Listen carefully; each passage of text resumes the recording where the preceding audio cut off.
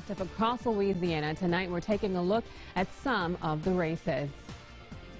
And a good evening to you at 10 o'clock. I'm Harrison Golden. And I'm Crystal Whitman. Thank you for joining us for NBC Local 33 News at 10. Well, life is slowly returning to LSU's campus as students are preparing for the new school year. Today marked day one of moving in. A lot of questions about what that semester is going to look like. And tonight, Kara St. Cyr explains how the coronavirus is changing the process this time around.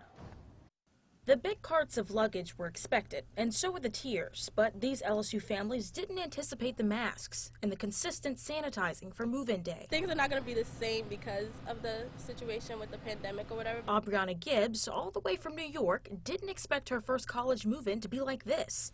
Her family's movement around her dorm was limited, and everything she used had to be cleaned before she touched it. But like she said, her and her family are making the most of the day and what it means for them. She was very determined when she went to high school and to the point where she is to reach this plateau in her life. Even it's a small feat, but it's a big for the family. To keep kids like Gibbs safe, LSU put in a number of rules for dorm rooms. No one is allowed visitors. Common area furniture is marked and spaced out. Even elevators are limited to 3 people at a time. It's not the freshman year or the move-in day Corey West predicted, but he's decided to remain positive. You always have a little anxiety when it comes to, especially during these times, but hey, as long as you stay prepared and sanitize and, stay within your distance of everyone, you're going to be fine. Kara St. Cyr, NBC Local 33 News. All right, and move-in day not done yet. That goes through August 19th. Well, in the meantime, again, election day on the way here. That's right. The candidates are certainly on the edge tonight, but today was all about the voters who have already spoken. That's right. The municipal general election going on across the state. Those polls opened up at 7 a.m. this morning and closed just about 2 hours ago.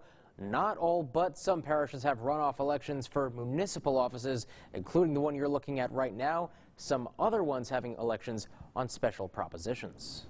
That's right. One of those races we are keeping an eye on tonight is the runoff election for district judge in the 19th Judicial District Court. The race is between Yvette Alexander there and Tiffany Foxworth, both African-American women and Democrats. Now, in last month's primary, Foxworth won 37% of the vote and Alexander won 34% to force the runoff. Now, as of now, Alexander is in the lead by just 2 points.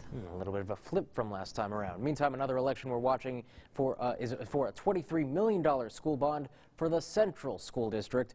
That money will be coming from the bond, would be used to improve buildings and playgrounds, as well as the construction of sidewalks and other school facilities.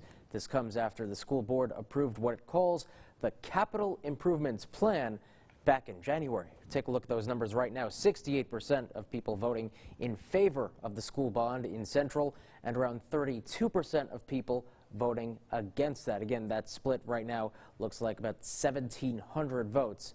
Quite overwhelming at this point. Now, the school district in Ascension Parish also has a bond up for vote. This one is for $140 million and would be used, of course, for the entire parish. Just like in Central, the Ascension Parish School District bond would be used for improving buildings and playgrounds, as well as the construction of sidewalks, streets, and other school-related facilities. And all of the voting precincts from Ascension Parish have reported in, and the school bond does pass with 71% of the vote. All right, we're going to take a look at some other numbers now regarding the coronavirus. COVID-19 numbers over the past 7 days. The state has seen an increase of just under 8,000 cases and over 200 deaths.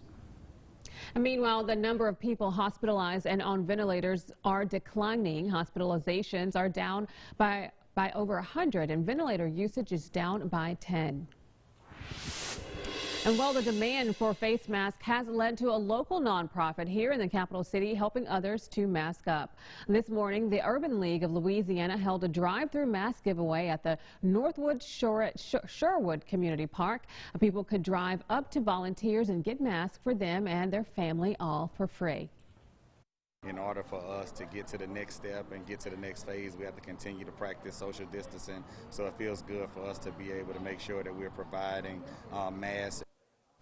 And masks were limited to 3 per car. A similar event was also held in New Orleans today as well. Also today, James Big Brown Joseph, founder of the Big Brown Cares and UPS driver, received a donation of 10,000 masks to give to underprivileged schools in Louisiana.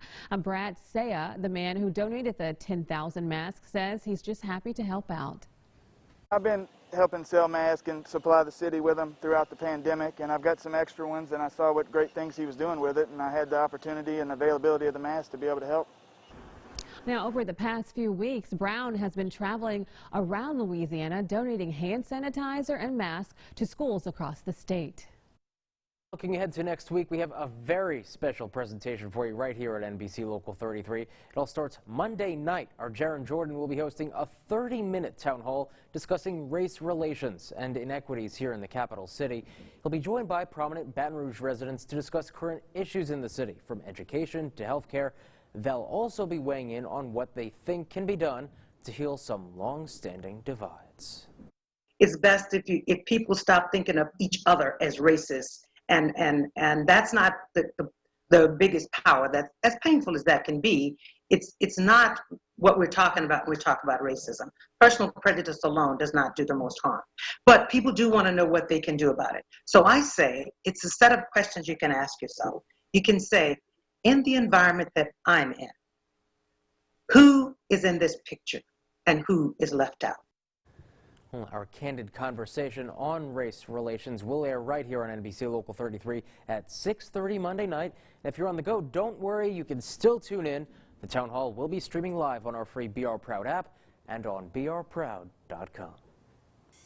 Well, still to come here in sports, the New Orleans Pelicans, a big day for them, firing their head coach after a rocky season after 5 years on the job. Go Nation's Chessa Boucher with the latest on Alvin Gentry's departure later in sports. And call it a Texas turnaround, how one neighbor got a dose of good